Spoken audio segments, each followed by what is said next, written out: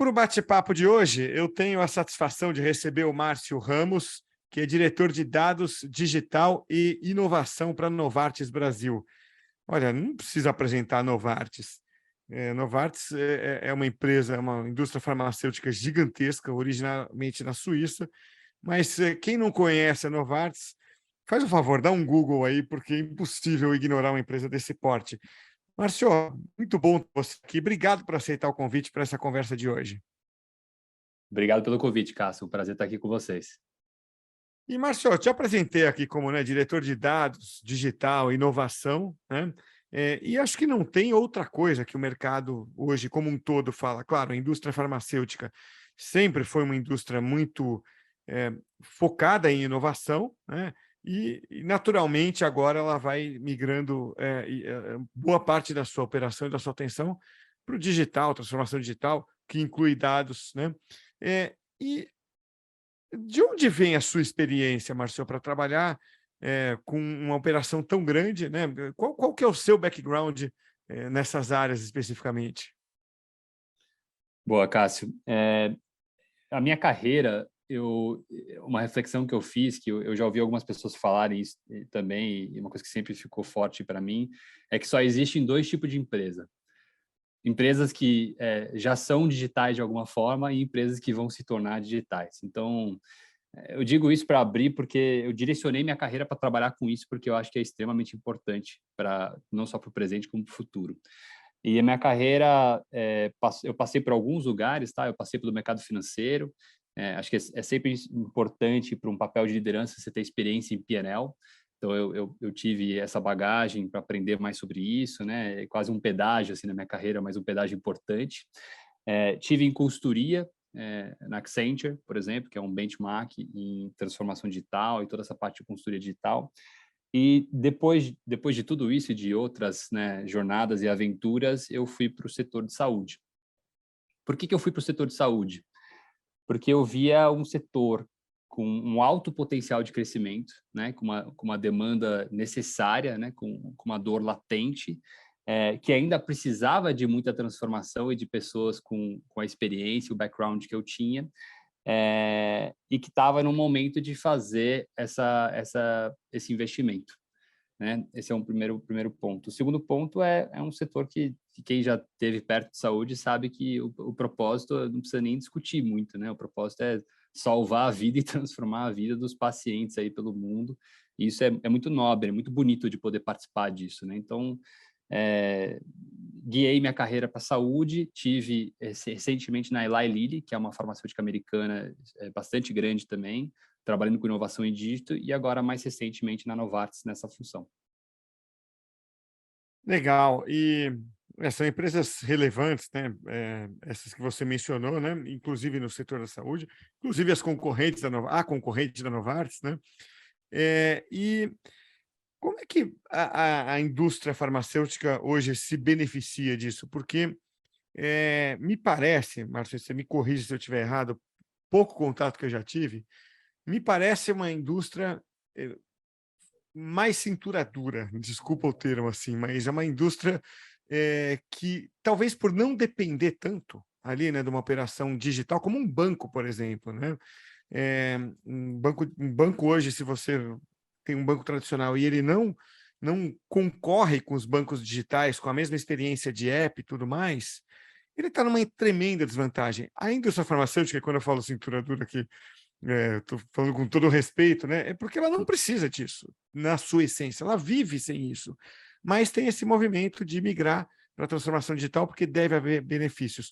Como é que isso é estruturado e por que as empresas estão saindo, né, na farmacêutica para o digital? Boa. Eu acho que tem algumas variáveis para essa mudança e do porquê que a indústria farmacêutica e a indústria de saúde, de forma geral, precisam disso, tá? Acho que a primeira é que as indústrias, hoje, né, acho que a gente sempre fala isso, a gente não compete mais só com outras farmas, né? A gente compete de alguma forma por atenção das pessoas e pela atenção das pessoas. E as pessoas estão naturalmente comparando os serviços que a gente presta a elas com outros concorrentes que não são só farmacêuticos, né? Se você é um médico, por exemplo, e você entra num canal digital da Novartis, E um minuto atrás você estava num canal digital da Amazon, você espera uma qualidade pelo menos parecida, né? E se não for, é frustrante e talvez você não queira investir tempo naquilo. Então, acho que a primeira variável é que tem uma variável macro, né? Que é cross-indústria, que as empresas estão se profissionalizando nessa frente e, naturalmente, a expectativa, né, de qualidade, de processo melhora. Então, acho que essa é uma primeira variável. Uma segunda variável que tem acontecido na indústria é que as barreiras de entrada estão se tornando menores, né? Então, antigamente, o que acontecia? Você tinha poucas farmacêuticas que produziam medicamentos mais simples e que esses medicamentos tomavam muito tempo para estarem prontos. Depois de alguns anos, a ciência, a medicina evoluiu, e aí esses medicamentos mais simples, as mesmas farmacêuticas e até outras farmacêuticas conseguiam fazer em muito menos tempo. Então, a concorrência nesse tipo de terapia aumentou. E aí, naturalmente, as maiores indústrias farmacêuticas começaram a entrar em terapias mais complexas, em que o processo de desenvolvimento desse medicamento demora mais tempo e é mais custoso de fazer. Por exemplo, biotecnologia e os biológicos. E aí acontece a mesma coisa agora com o avanço da ciência, da tecnologia, da medicina, onde cada vez mais os concorrentes chegam mais rápido. Então, um pouco do que você falou de você ter uma demanda quase garantida, porque as pessoas elas naturalmente adoecem, né, e precisam de suporte, e isso não mudou, as pessoas vão continuar, né, tendo às vezes uma doença autoimune genética, ou às vezes vão adoecer durante a sua vida, então essa demanda continua, mas a competição aumenta. E se a competição aumenta, a forma como a gente lida com ela também muda. Então, acho que a indústria tem percebido que ela precisa se posicionar, precisa ser mais sagaz, mais safo, mais preparado para esse mercado, para conseguir sobreviver, competir e cumprir o seu propósito, que é transformar a vida dos pacientes. Acho que eu respondi uma parte da sua pergunta. A segunda parte é o que ela tem feito, né? Como é que a gente tem introduzido essa transformação digital na indústria? Eu vou falar especificamente da Novartis, que eu conheço mais, se quiser a gente pode entrar mais no setor, mas pelo menos comigo a gente tem 3 grandes áreas, né? Uma área uma área de dados, desculpa, e a área de dados está de alguma forma linkada à transformação digital, porque muito disso tem tecnologia por trás.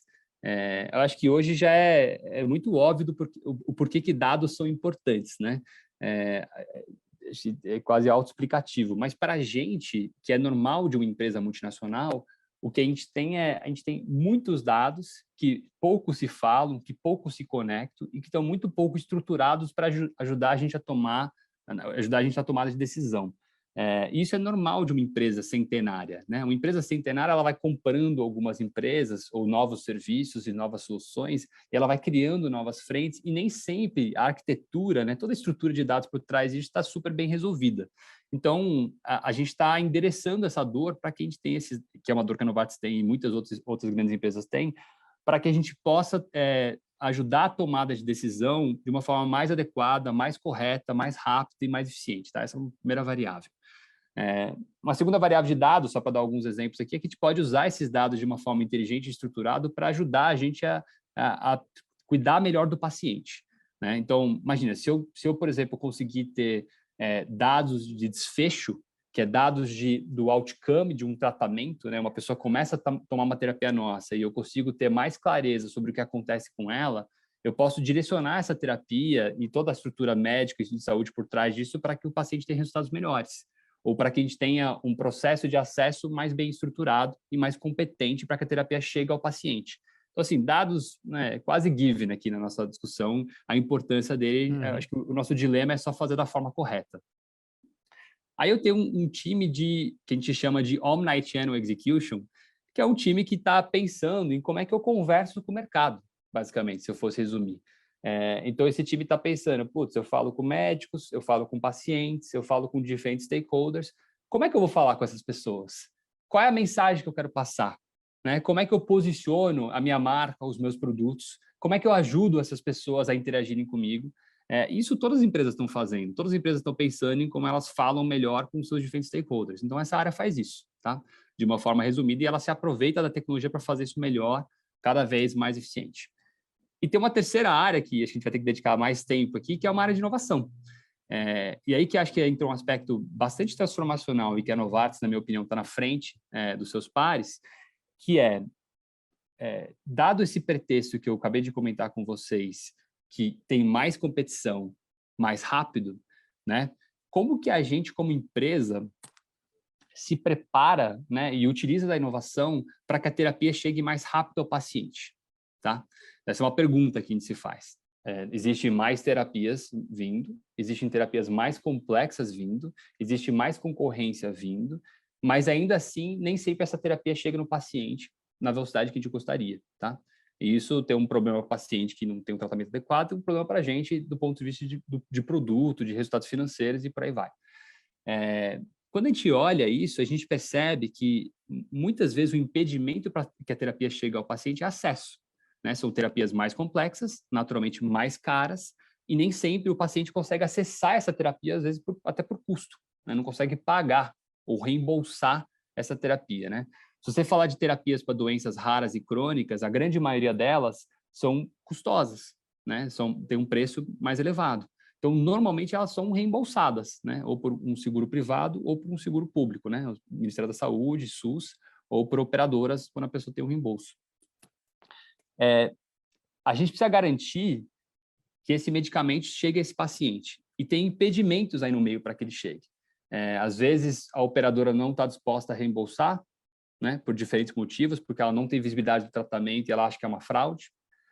Às vezes, esse paciente, a ausência de dados sobre a efetividade do tratamento não deixa a operadora, nem o próprio SUS e o Ministério da Saúde confortável para reembolsar o medicamento. Então, existem gargalos para que esse tratamento chegue no paciente, né, que são cada vez mais evidentes, dado que a gente entra em cada vez mais competição e terapias mais complexas. Então, o time de inovação olha essas dores e tenta resolver. Então, é mais ou menos assim que esses times se posicionam, é mais ou menos isso que tem acontecido no mercado de saúde. Dá um exemplo dessa atuação do time de inovação, né, ao encontrar dores, né? Que tipo de dor vocês encontram? Doença rara, por exemplo, pode ser uma? A dor da doença rara, ela não é necessariamente endereçada só no Brasil, né? Porque a doença Uhum. rara, ela vem de um ponto anterior. Ela vem de uma estratégia da empresa de falar, eu quero olhar para doenças raras. E ela começa a criar um pipeline de medicamentos inovadores para tratar doenças raras. Esse produto raramente é sequer desenvolvido no Brasil, para ser super honesto. Ele muitas vezes é desenvolvido numa Alemanha, nos Estados Unidos, em parceria com diversos, né, grandes players aí do mercado de saúde. Mas uma vez que essa terapia existe, que ela está pronta, que ela chegou ao Brasil, não adianta só ela existir, ela tem que chegar na mão do paciente, né? A pessoa precisa ser tratada, né? Especialmente quando faz sentido, quando é o paciente certo, no momento certo, que é o que a gente está procurando. Qual que é o gargalo aqui? Se eu pegar biológicos, por exemplo, que são uma tecnologia nova para a saúde, nem todo médico sabe usar o biológico. Nem todo médico está confortável em usar o biológico. Então, quando a gente olha, por exemplo, o mercado de dermatologia no Brasil, só para dar um exemplo super específico, a gente tem mais ou menos 600 médicos que estão prescrevendo, né, que estão tratando pacientes com biológicos, né, e esses pacientes poderiam estar sendo tratados com biológicos, e mais de 12, 13 mil médicos dermatologistas pelo Brasil.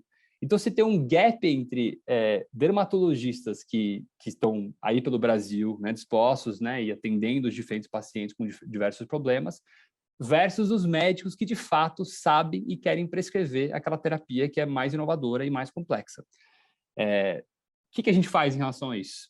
A gente só disponibiliza o tratamento e vê se o mercado se ajusta? Acho que não tá alinhado com o nosso propósito. Nosso propósito é levar esse tratamento ao paciente e tratar as pessoas que realmente precisam desse tratamento, né? E com isso crescer, etc. Então, quando a gente faz esse diagnóstico, a gente percebe que a gente pode ser um facilitador, além de não só oferecer a terapia, mas também oferecer uma inovação que endereça essa dor que eu acabei de comentar. Um exemplo do que a gente fez para essa dor específica. E se a gente ajudasse esse paciente a quase se autodiagnosticar, a perceber que ele tem um problema, a perceber que ele tem uma possibilidade grande de ter essa doença e depois ajudar a conectar este paciente ao médico que quer e sabe tratar essa doença com esse tipo de terapia. Não é uma aspiração, tá? Isso é uma coisa que a gente já realizou. Então, a gente criou, junto com uma sociedade médica, um formulário onde o paciente pode preencher esse formulário, dependendo da pontuação que sair, né, que é super simples de fazer, você faz isso em minutos, você pode ter uma maior ou menor tendência a ter doença, e dependendo se esse possível paciente pontuou, a gente leva ele a um paciente que quer, pode e sabe tratar essa doença nessa condição. Então, ao fazer isso, Cássio, o que a gente está fazendo, e é aí que inovação passa a ser super estratégico para o mercado de saúde, a gente não está mais só colocando o tratamento como disponível no mercado, né? A gente está percebendo quais são os grandes gargalos para que os pacientes acessem esse medicamento e vice-versa, e criando soluções para encurtar a jornada desse paciente até ela estar mais saudável. Nesse exemplo que eu falei, muitos desses pacientes ficam de 10 a 15 anos até serem diagnosticados corretamente, né? Se a gente conseguir acelerar isso para meses, imagina o ganho para o paciente, imagina o ganho para o médico que quer endereçar a situação, imagina o ganho para o ecossistema de saúde, que não tem custos por 10, 15 anos até esse paciente estar no tratamento adequado. Então, isso é um pouco da nossa ambição, da nossa aspiração, pelo menos no mais curto prazo, e é assim que a gente tem feito. Márcio, eu fico pensando aqui, né? A tecnologia deve poder ajudar, né, em alguns momentos. Por exemplo, o autodiagnóstico. Claro, você está falando aqui de um formulário que me parece ter uma inteligência ali na construção do formulário que te leva a isso. Mas eu sei que tem casos, né, em que vocês usam coisas ainda mais rápidas e mais simples, mais usuais, né? Eh, já vi exemplos, por exemplo, de usar QR Code, né? E acho que parte de vocês isso, né? Você, com um celular, você vai numa farmácia, por exemplo, e, e descobre ali determinadas informações que vão ser cruciais para você. Como é que funciona isso? A lógica do QR Code aqui, né, como um dos elementos de tecnologia que a gente usa, é literalmente o que a gente usou nesse caso que eu acabei de escrever, tá? Então, a nossa percepção foi o seguinte: os pacientes que estão, por exemplo, com essas diferentes doenças que a gente está querendo tratar com biológicos, eles estão pelo Brasil, certo? Eles não estão necessariamente concentrados num único lugar, né? É uma doença com uma prevalência de X, ou seja, se aplica a tantos por cento da população, e as pessoas estão espalhadas aí pelo Brasil. E algumas dessas pessoas já sabem que elas têm essa doença, e uma boa parte dessas pessoas não sabem que tem essa doença. Para todas as doenças raras e crônicas, normalmente você tem uma taxa de diagnóstico baixo, tá? Então, muitas dessas pessoas ou não foram diagnosticadas, ou foram diagnosticadas, mas ainda não estão no tratamento ideal, tá? Então, qual que é a lógica aqui, né? E como é que a tecnologia entra no meio? Quando a gente colocar um QR Code, né, com uma frase de efeito, por exemplo, você tem dor nas costas, que pode ser um sintoma dessas doenças, ou dessa doença, e a gente coloca isso dentro de hospitais, de farmácias, se possível até em veículos de mídia de massa, a gente começa a falar com mais gente e aumentar as chances de a gente encontrar essa pessoa que ainda não sabe que tem essa doença ou que não sabe que poderia ser melhor tratada, né? Então, o QR Code aqui foi um exemplo prático do que a gente fez. A pessoa passa pelo QR Code, acessa um formulário digital, faz isso em questão de minutos, um formulário assim pre-approved, né, pré-alinhada, co-construída com sociedades médicas e médicos que conhecem o assunto. E aí, dependendo, a gente usa também a tecnologia para depois conectar essa pessoa com médicos que depois possam fazer esse tratamento. Então, essa é a situação. Existem milhares ou milhões de pessoas pelo Brasil que ou não foram diagnosticadas ou que estão subtratadas e que a gente está tentando encontrar elas, encurtar a jornada delas até o tratamento adequado. E a gente usa a tecnologia para viabilizar isso. Legal. E vocês têm também casos, acho que até, vamos dizer, cientificamente, um pouco mais desafiadores, né? Me falou outro dia do medicamento para atrofia espinhal, né? Que é algo que, putz, assim, não é tão simples quanto uma doença, eu imagino. Bom, não sei qual é o grau de complexidade dessas doenças que você mencionou, mas atrofia espinhal é algo muito sério, especialmente em crianças. Como é que a tecnologia ajuda nesse caso? Ela ajuda acho que em duas pontas aqui, Cássio. A primeira é na criação da própria terapia, né? Então, esse medicamento que está em processo, né, de lançamento no Brasil para atender esses pacientes brasileiros, ele é uma terapia gênica, tá? Ou seja, ele faz quase que uma alteração genética para curar essa pessoa que tem uma doença rara e grave, tá? Então, atrofia muscular espinhal é uma doença que não acontece em muita gente, mas quando acontece é bastante grave, tá? Muitas vezes levando a óbito, né? Então, uma criança que nasce nessa condição, ele tem níveis de complexidade, em vários desses níveis de complexidade, né? De tipo de doença, ela pode ser pior ou melhor, né? E muitos desses casos piores e levam a um óbito relativamente rápido. Então, é uma doença assustadora, né? Para o pai, por exemplo, que nasce que tem um filho que nasce com essa doença e com esse problema. Até recentemente, a gente tinha terapias que endereçavam a situação, mas não necessariamente traziam uma cura. E no caso do medicamento que a Novartis está lançando no mercado, ela é praticamente uma cura. Então, o que acontece aqui é a gente encontra essa criança, né? O diagnóstico é feito, a gente tira alguns exames, algumas necessidades, a gente envia isso para outro lugar no mundo aqui, que faz quase como se fosse uma dose única, individualizada para essa criança, e ela volta ao Brasil para ser tratada dessa forma. E aí né, essa criança passa a ter uma vida que ela não teria caso não fosse essa terapia. Então, a primeira parte aqui é a tecnologia, a ciência, no desenvolvimento dessa terapia, né, e na gestão dessa terapia que é tão complexa. A segunda variável aqui essas crianças, se elas não forem diagnosticadas rápidas, né, de forma rápida, a cada tempo que passa, a doença vai piorando. Neste caso, ela vai piorando de uma forma que talvez a gente não consiga, nem a própria terapia consiga corrigir, tá? Então, na prática, a gente precisa encontrar essa doença, né, esse problema o mais rápido possível. Então, esse exemplo que eu te falei agora há pouco, da gente encontrar os pacientes e se ajudar a diagnosticar, é aqui onde inovação também entra. Como é que a gente entende qual que é o gargalo para que esse diagnóstico seja feito? Né? Hoje ele é feito via um teste do pezinho, você já deve ter ouvido falar quando as crianças nascem. Esse teste do pezinho, né, nem sempre é feito, nem sempre é feito da forma correta, muitas vezes a documentação é feita em papel e pouco acompanhada. Então, assim, tem um gargalo, tem um problema. Né? O teste existe, mas a efetividade dele é baixa. Né? Como é que a gente, como inovação, entra nessa ação, olha essa dor e ajuda a criar alguma tecnologia que acelere, facilite, né, e garante que esse diagnóstico seja feito de forma mais rápida para melhorar o output, né, a qualidade da vida dessa criança, que é super grave, e aí também viabilizar que essa terapia chegue ao paciente que precisa, da forma que precisa, no momento que ele precisa, tá? Então, esse é um exemplo do que a gente tem tentado fazer. Aqui a gente ainda não encontrou uma solução, senão eu até te daria como exemplo. Mas é uma coisa que a gente tem estudado, dado que é um problema do mercado.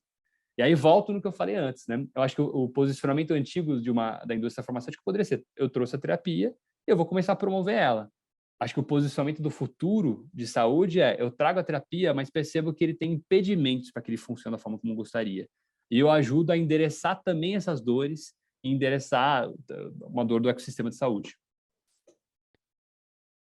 Pelo jeito, do lado das indústrias farmacêuticas, a coisa vai evoluindo muito fortemente, né? Até porque é uma indústria que investe nisso. Primeiro, em geral, é uma indústria que tem dinheiro, e segundo, gosta de investir nisso, vê vantagem de investir em desenvolvimento de tecnologia.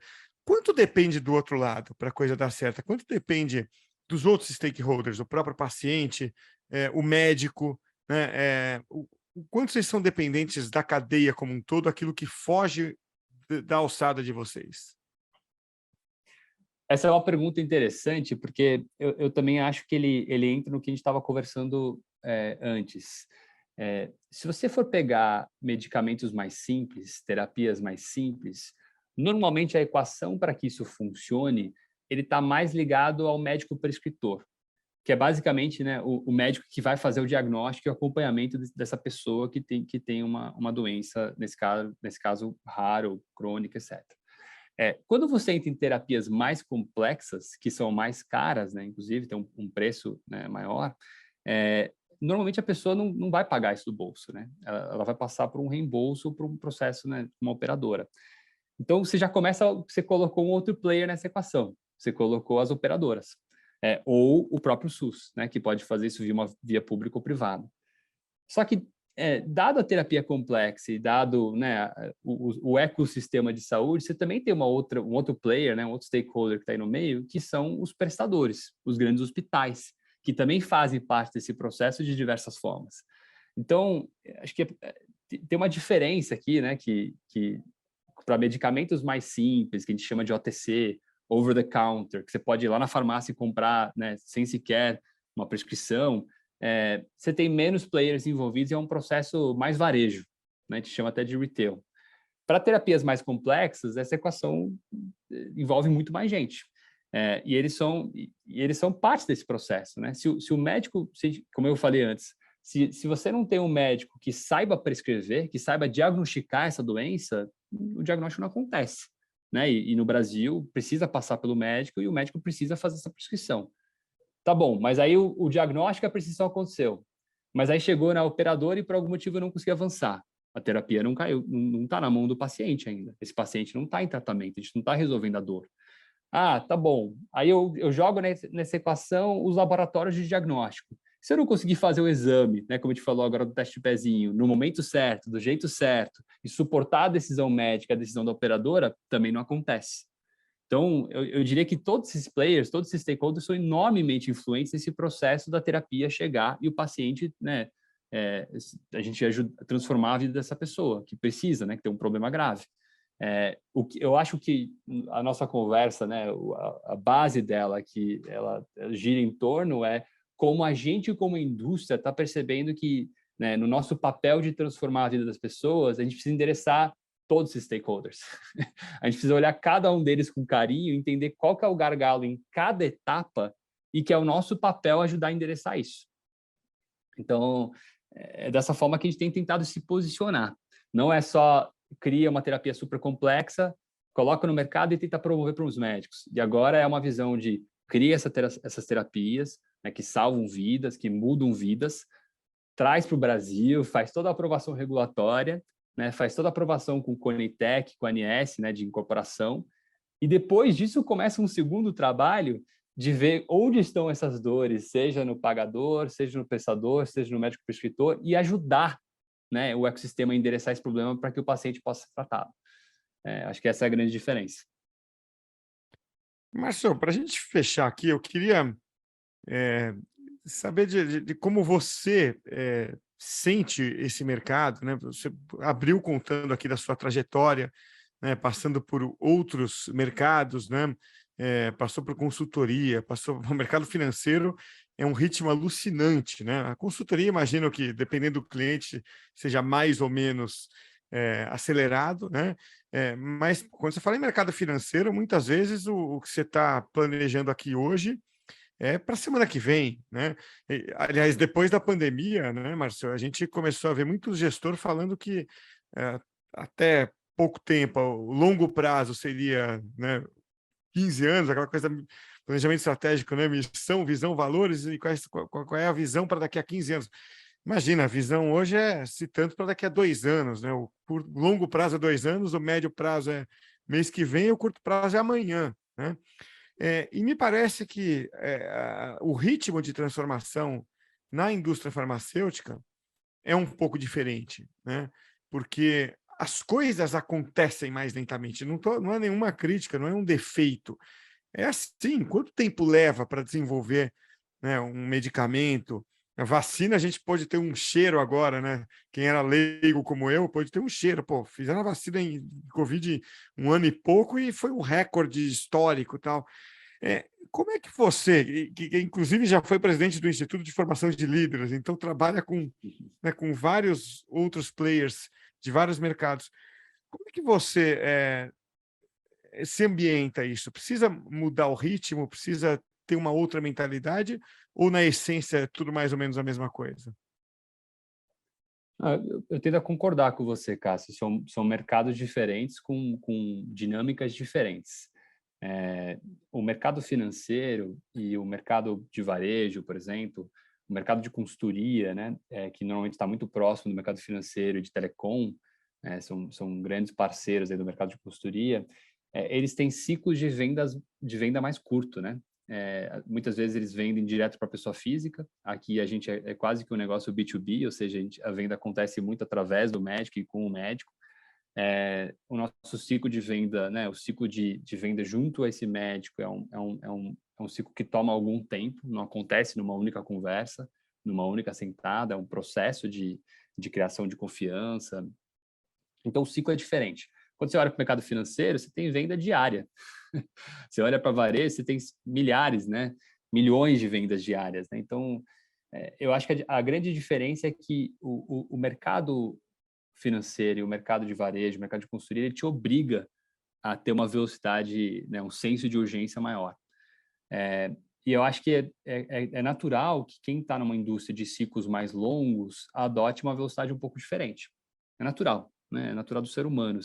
Ninguém está sendo forçado a isso, é um processo mais complexo, com um ticket de maior valor. Você faz esse processo em mais tempo, talvez até com mais profundidade. A pergunta que eu faço para o meu time, que eu me faço tá bom, esse ciclo é mais longo, mas quão curto que a gente pode tornar ele, né? Se o nosso propósito é transformar a vida das pessoas, né? Tem centenas de milhares de pessoas ou milhões de pessoas no Brasil hoje que estão subdiagnosticadas e subtratadas. Está falando que a nossa missão é ajudar essas pessoas. A gente vai esperar um ciclo de 1 ano, 2 anos, 3 anos, 10 anos para isso acontecer? Acho que depende da forma como você gosta de trabalhar. Eu tenho a ambição de pegar isso daqui e tornar esse ciclo mais rápido, de endereçar dores que a gente sequer começou a olhar. A forma como a gente tem feito isso no nosso time é com processo e disciplina.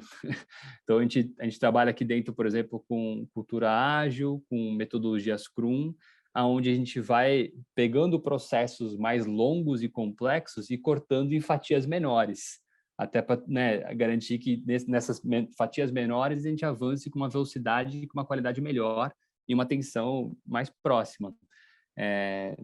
Essa é a minha ambição, essa é a ambição do nosso time, né? A gente tem como meta aqui não só fazer inovação, a gente tem como meta fazer inovação em menos tempo com menos recursos e que gere mais impacto. Será que a indústria naturalmente pediria isso para a gente? Não sei. Mas se a gente quiser ser, né, realmente cumprir o nosso propósito, se a gente quiser cumprir essa missão, se a gente quiser acelerar esse processo e realmente ser diferente, a gente precisa fazer isso. Então, a forma como eu opero é que eu não espero se o mercado está me pedindo, né? Eu trabalho no senso de urgência que eu acho adequado, né? E aqui o senso de urgência para mim é muito alto porque tem muita gente precisando do nosso apoio, né? Do tratamento adequado, do apoio do tratamento de uma doença complexa, e a gente se cobra para fazer isso acontecer as soon as possible. Olha, você falar que os recursos aí às vezes são escassos, eu acredito, tá? Porque não é que eles são escassos, né? Você nunca tem o recurso que você gostaria de ter, né? Então, o dia que eu ouvi numa palestra nos Estados Unidos, era o diretor de marketing da Coca-Cola. Naquela ocasião, talvez ainda seja, era o maior budget do mundo. Então, o cara ele sentava lá em Atlanta com maior cifra para gastar em marketing no mundo.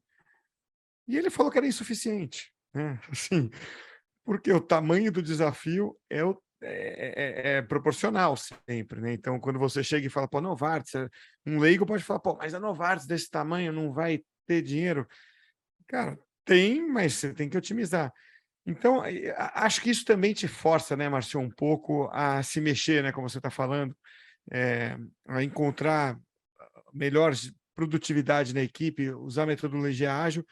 É um pouco também, né, você colocar, às vezes, desafios maiores do que aqueles que são óbvios, aqueles que você facilmente consegue. Isso é uma questão de liderança até, né?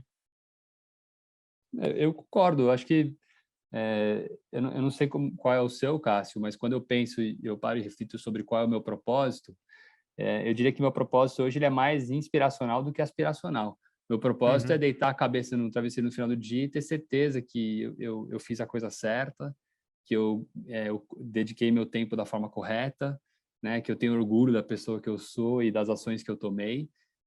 E para mim, estando numa indústria de ciclos mais longos, isso significa que eu quero tornar esses ciclos os mais curtos possíveis.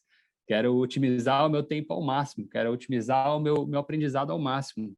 Então, essa é a ambição que eu tenho pessoalmente. Eu acho que essa é a cultura que a gente tem aqui dentro desse time, né? Um time que quer vencer, que quer cumprir esse propósito. E o que a gente procura fazer é como é que a gente torna isso realista, né? Factível, porque uma coisa é eu Uhum. chegar para você e falar, eu quero fazer isso. Outra coisa é como é que eu encontro métodos, formas, cultura, jeitos para que 60 pessoas comprem isso, 1.000 pessoas comprem isso, 10.000 pessoas comprem isso e consigam fazer, né? Porque eu acho que também é aquela visão de liderança mais tradicional versus uma liderança mais moderna. Talvez uma liderança mais tradicional diga assim, tem que fazer. Como? Não sei, descubra. Eu acho que uma liderança moderna talvez fale assim, temos que fazer e a gente vai achar uma forma de como fazer isso juntos. E aqui está o método que viabiliza isso para que essa crença não seja só uma vontade, uma ambição, mas seja plausível. Então, a gente tem tentado achar a forma de construir isso aqui dentro e fazer com que a gente torne ciclos muito longos, processos muito complexos, mais fáceis, mais factíveis e endereçáveis. Márcio, eu quero te agradecer muito aí pelo papo, pela aula que você deu, inclusive. Muito legal ver como é né, o lado de dentro de uma indústria farmacêutica, trabalhando com inovação, com dados, né? Com o slogan aqui do podcast, que é tecnologia como meio e não como fim. Então, parabéns pelo trabalho e obrigado por participar hoje aqui com a gente, Márcio. Agradeço pelo convite, parabéns pelo trabalho que vocês estão realizando. Também acredito que tecnologia é meio não fim. E falando de slogan, pelo menos aqui na Novartis, a nossa ambição é reimaginar a medicina. E é isso que a gente está tentando fazer, né? Como é que a gente reimagina a saúde? Como é que a gente reimagina a medicina de uma forma que a gente cumpra esse propósito de impactar mais gente, preferencialmente num período de tempo menor, né? Porque elas precisam.